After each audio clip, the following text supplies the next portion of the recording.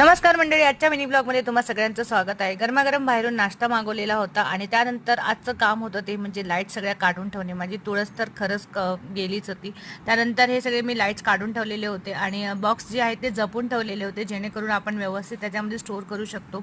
त्यावर तुम्ही व्यवस्थित लिहू सुद्धा शकता की आपल्या लाईट्समध्ये काय काय आहे, या बॉक्सेसमध्ये काय काय आहे. तर असे मी सगळे बॉक्स जमा करून ठेवले, त्यामुळे सगळे सेट करून ठेवलेले होते आणि व्यवस्थित ठेवून दिले. कंदील पण फोल्डेबल असल्यामुळे तोही व्यवस्थित ठेवून दिलेला होता. आणि आज संडे आहे म्हटलं, सगळ्यांच्याच घरी हे काम सुरू असणार. आजच्या दिवसात तरी हे सगळे काम करतील. देव दिवाळी झाल्यानंतर आपण हे सगळे करतच असतो आणि आमच्या घरी सुद्धा झालेलं आहे.